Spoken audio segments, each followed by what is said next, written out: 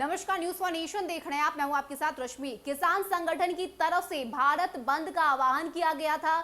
जो तस्वीरें निकलकर सामने आई उसमें हमने साफ देखा कि किस तरह से लगातार ये 3 कृषि कानून के विरोध में जो है किसान सड़क पर उतर चुके थे। विपक्ष भी लगातार इस बात की मांग कर रहा है कि जल्द से जल्द ये 3 कृषि कानून को वापस लिया जाना चाहिए। लेकिन इस सबके बीच एक बार फिर से सुशील कुमार मोदी सामने आकर बोलते हुए नजर आ रहे हैं। आपको बताएं कि सुशील कुमार मोदी ने इस भारत बंद को ढोंग बताया और साथ ही साथ उन्होंने ये भी कहा कि जो किसान सरकार पर भरोसा करते हैं, जो मोदी सरकार के नीति पर भरोसा करते हैं, उन किसान का धन्यवाद। क्योंकि लगातार सत्ता पक्ष के लोगों की तरफ से ये बातें कही जा रही है कि सिर्फ और सिर्फ भटकाने के लिए, बड़गड़ाने के लिए इस तरह की जो काम है वो किए जाते हैं। भारत बंद जैसे काम में सिर्फ और सिर्फ जनता को परेशान करने के लिए ये किया गया और यही वजह है कि सुशील कुमार मोदी की तरफ से अब ये कहा जा रहा है कि जो किसान, जो अन्नदाता सरकार पर भरोसा करते हैं,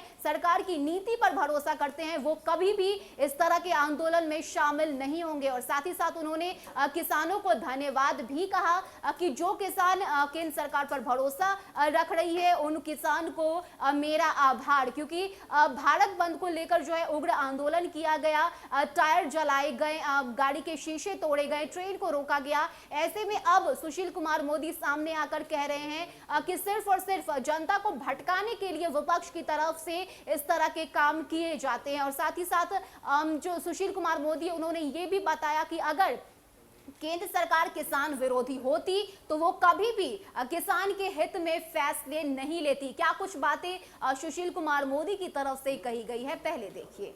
केंद्र सरकार यदि किसान विरोधी होती तो 9.5 करोड़ किसानों के खाते में सम्मान निधि के रूप में 1.37 लाख करोड़ की राशि क्यों डाली जाती। यदि एमएसपी खत्म करने का इरादा होता तो क्या गेहूं के न्यूनतम समर्थन मूल्य में पिछले 7 साल में प्रति क्विंटल 600 रुपए की वृद्धि क्यों होती। इस साल तो एमएसपी पर रिकॉर्ड 82,000 करोड़ मूल्य के गेहूं की खरीदारी हुई।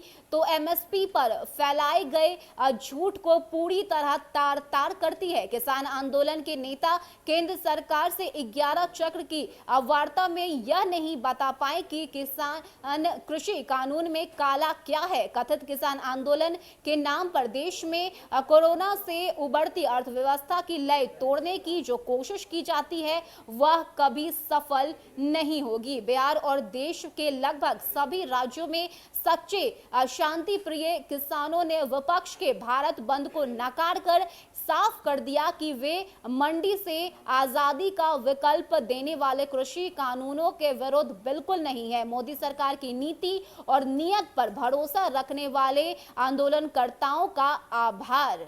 तो ये बातें सुशील कुमार मोदी की तरफ से की गई है। क्योंकि जिस तरह से लगातार विपक्ष की तरफ से और साथ ही साथ किसान संगठन की तरफ से ये मांग उठ रही है कि जल्द से जल्द इस 3 कृषि कानून को वापस लिया जाना चाहिए। ये जो कृषि कानून है ये काला कानून है, इससे किसानों का नुकसान होगा। ऐसे में अब सुशील कुमार मोदी सामने आकर बता रहे हैं कि आखिर पीएम मोदी ने किसानों के लिए क्या कुछ नहीं किया, उनके खाते में पैसे पहुंचवाए। और साथ ही साथ गेहूं का जिक्र भी सुशील कुमार मोदी ने किया कि इस बार करोड़ों का जो फायदा है वो किसानों को हुआ है। ऐसे में आखिर ये कहां से स्पष्ट होता है कि ये जो सरकार है वो किसान विरोधी है। ऐसे में जो भारत बंद का आह्वान विपक्ष की तरफ से किया गया उसको पूरी तरह से विफल इस वक्त सुशील कुमार मोदी ने बताया। उनका कहना है कि ये भारत बंद पूरी तरह से विफल साबित हुआ और यही वजह है कि अब सामने आकर सुशील कुमार मोदी खुलकर विपक्ष के सामने बोलते हुए नजर आ रहे हैं। यानी कि अब